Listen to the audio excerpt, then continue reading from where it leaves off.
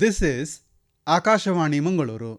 Dear listeners, in today's Talk in English program now, Dr. Manjunatha Pattabi, Professor and Chairman, Department of Material Science, Mangalagangothri, Mangalore University, will speak on the topic, The Attributes of a Good Teacher.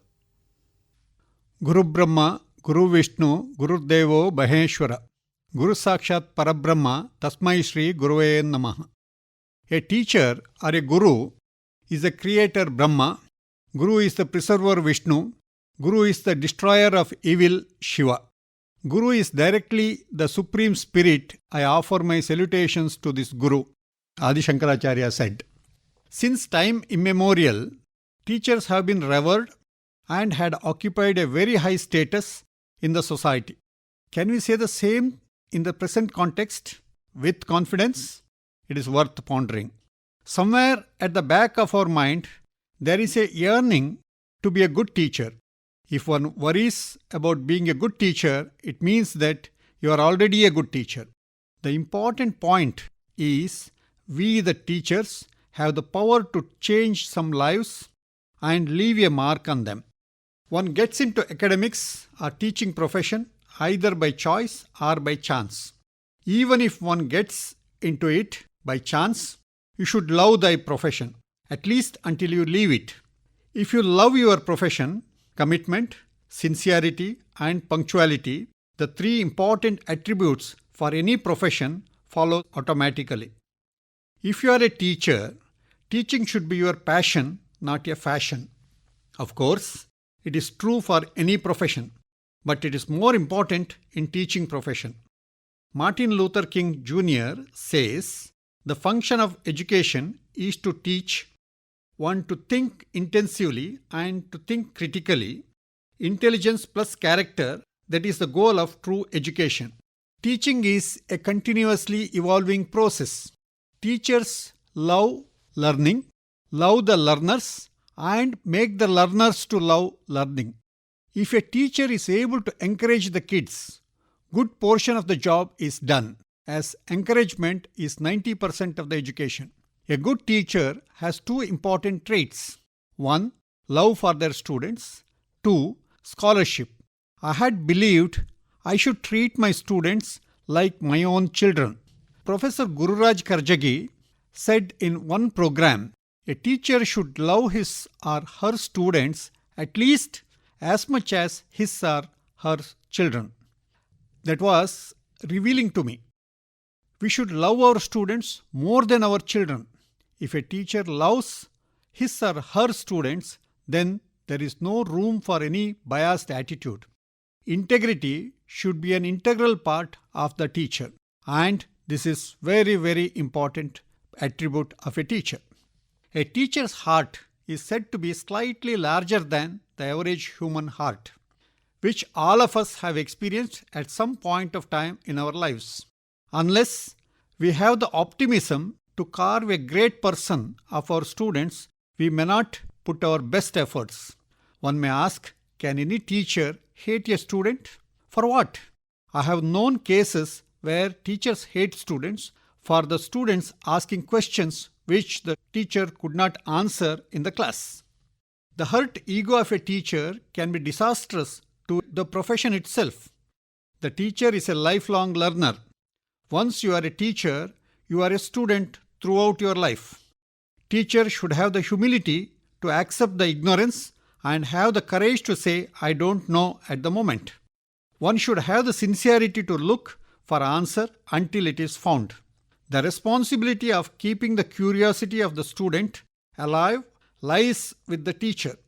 Mark Twain once said, my schooling has never interfered with my education. Without curiosity and inquisitiveness, how can there be education?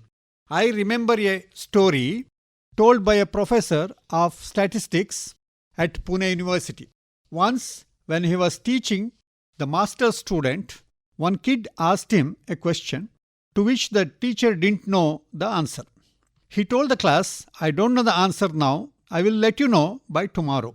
However, he could not find the answer in any of the textbooks he had with him. He again told the class he needs more time to find the answer for the question. His efforts were in vain. Finally, when he started thinking about the problem more seriously, he could arrive at the answer in the form of a theorem. Now the theorem has entered into textbooks all over the world as Arquet's theorem. A simple question by a student ended up as a well-known theorem in the subject. Helen Keller said, "A well-educated mind will always have more questions than answers." Just like parents, the best teachers show you where to look but don't tell what to see. The second main attribute of a teacher is a scholarship. We had known a galaxy of teachers who were epitome of scholarship. How would one acquire scholarship? Of course, scholarship is earned through hard work. Nothing comes for free, or as is said, there is no free lunch in this world. Scholarship is best acquired through two means. One is teaching, the other one is research. Teaching is the best way to learn any subject. Effective teaching requires communication skills or hold on language and the depth of knowledge. Communication skills may come to a few naturally, others will have to acquire through hard work. Nothing is impossible if one is passionate about it. With a great resolve to be a good teacher, one can be a good communicator through constant effort. Depth of knowledge or knowledge base comes through reading. A teacher needs to read as many books as possible. Where would one find time? If a teacher resolves to do so, definitely time will not be a constraint. I had heard of Dr. Walter Levins, world's best physics teacher, as seen in Google, who used to teach at Massachusetts Institute of Technology, USA. One of his colleagues and a friend of mine had narrated this to me. In his last lecture at MIT, responding to a question about his preparation for the class, Dr. Levin said he used to prepare for 8 hours for 1 hour of class during his early years of teaching. And later on, it was 4 to 5 hours of preparation, including an hour of rehearsal. It is my experience that if you go to the class with good preparation, it will be an enjoyable class to the teacher as well as the student. A good teacher will have a wealth of knowledge, much more than just needed to deliver a lecture in the class or what is there in the syllabus or the textbook. Aristotle said, "Those who know, do it. Those that understand, teach." With a firm hold on the subject, one can integrate the subjects taught with other subjects and can offer a broader perspective. The applicability of the subject taught can also be explained to the students. This will generate interest among the students on the topic. The teacher's influence on loving a particular subject is enormous and long-lasting even for life. Research and teaching go hand in hand. It infuses new knowledge through the new findings. In addition, research keeps us up to date on the subject. In higher education, research is an integral part of teaching and it has to be taken in all earnestness. However, it is true in primary and secondary education too. Research is constant yearning for newer knowledge. In that sense, research is not restricted to higher education alone. You may ask, what would one achieve by being a good teacher? The satisfaction and the love and respect of the students taught is the reward. I heard about the students of Dr. S. Radhakrishnan drawing the horse cart from Mysore University, where he taught philosophy, to the railway station while sending him off to take the position of President of India. In 1994, Dr. Shankar Dayal Sharma, then President of India, visited Muscat on an official trip. Sultan of Oman, Qubus bin Said, who never visits the airport to receive dignitaries of any country, went to the airport. Not only that, he climbed the steps of the aircraft to receive the president at his seat. Further to everyone's surprise, after alighting the flight, he himself drove Dr. Sharma to the palace. Later, when the press asked him why he breached so many protocols, he replied, "It was not because I was receiving the president of a country. I was receiving my teacher who had taught me at Pune." In many countries like Sweden, Japan, etc., teachers are more respected than anyone else. A good teacher deserves to be respected.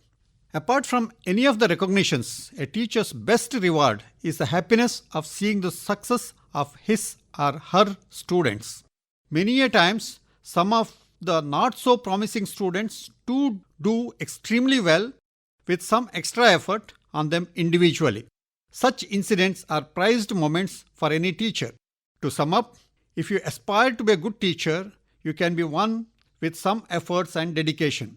If you are a good teacher, your rewards in terms of happiness is abound. We touch lives, make a career for our wards, we shape people and future citizens. The satisfaction derived is a great reward for a fulfilling life well spent. Dear listeners, you have just heard Dr. Manjunatha Pattabi speaking on the topic, The Attributes of a Good Teacher. This talk came to you from the studios of Akashvani Mangalore.